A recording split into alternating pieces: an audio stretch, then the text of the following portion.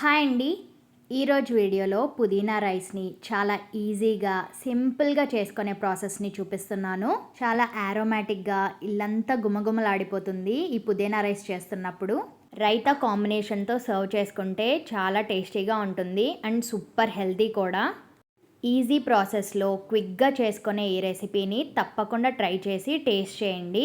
Late చేయకుండా వీడియోలోకి వెళ్ళిపోదాం. Welcome back to Mouni's kitchen. First ఒక గిన్నెలోకి నేను 2 కప్స్ బాస్మతి రైస్ తీసుకున్నాను. బాస్మతి రైస్కి బదులుగా నార్మల్గా మనం యూస్ చేసుకునే రైస్ కూడా తీసుకోవచ్చు. ఈ రైస్ని 2-3 టైమ్స్ నీట్గా వాష్ చేసుకొని 1 కప్పుకి 1.5 కప్పులు నీళ్లు పోసుకొని ఉడికించుకోవాలి. వీడియోలో చూపిస్తున్నట్టు ఇలా పొడి పొడిగా ఉడికించుకుంటే పుదీనా రైస్ కలుపుకునేటప్పుడు మెత్తపడకుండా ఉంటుంది. ఒకవేళ మీరు నార్మల్ రైస్ని యూస్ చేస్తుంటే గనక 1 కప్పుకి 2 కప్పులు నీళ్లు పోసుకొని ఇలా పొడి పొడిగా ఉడికించుకొని పక్కన పెట్టుకోవాలి. ఇప్పుడు మనం పుదీనా మసాలా పేస్ట్ని ప్రిపేర్ చేసుకోవాలి. 1 కప్పు రైస్కి 1 కప్పు పుదీనా తీసుకోవాలి. నేను 2 కప్స్ రైస్ తీసుకున్నాను కాబట్టి 2 కప్స్ పుదీనా ఆకుల్ని తీసుకున్నాను. ఫ్రెష్ పుదీనా ఆకుల్ని తీసుకుంటే అరోమా అండ్ టేస్ట్ కూడా చాలా బాగుంటుంది. ఇప్పుడు ఇందులోకి కొన్ని స్పైసెస్ యాడ్ చేసుకోవాలి. 1 ఇంచ్ దాల్చిన చెక్క, 5-6 లవంగాలు, అలాగే 5-6 మిరియాలు కూడా వేసుకోవాలి. మంచి ఫ్లేవర్ కోసం 5-6 వెల్లుల్లి, అలాగే చిన్న ముక్క అల్లంని కట్ చేసుకొని వేసుకోవాలి. స్పైస్కి తగ్గట్టు పచ్చిమిర్చి కూడా యాడ్ చేసుకోవాలి. నేను 3 పచ్చిమిర్చి తీసుకున్నాను. వీటన్నిటిని నీళ్లు పోయకుండా మెత్తగా పేస్ట్ చేసుకొని పక్కన పెట్టుకోవాలి.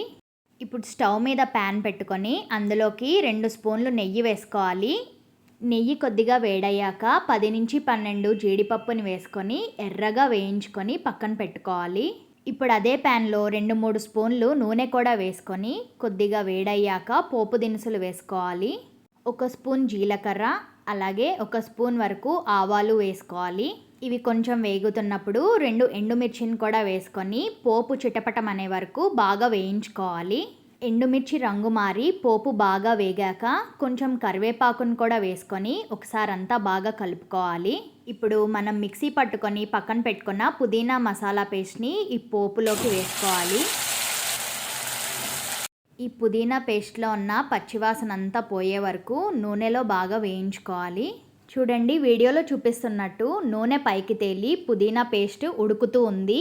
ఈ టైంలో 1 పావు టీ స్పూన్ వరకు పసుపు, అలాగే పుదీనా రైస్ మొత్తానికి సరిపడా ఉప్పుని ఇప్పుడే వేసేసుకోవాలి.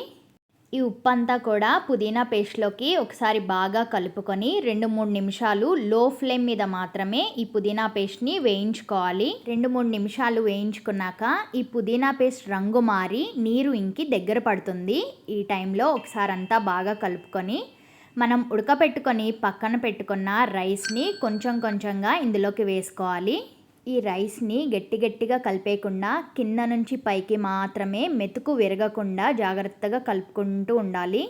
రైస్ని పొడి పొడిగా ఉడికించుకుంటే మాత్రమే పుదీనా రైస్ అనేది ఫ్లేవర్ఫుల్గా టేస్టీగా ఉంటుంది.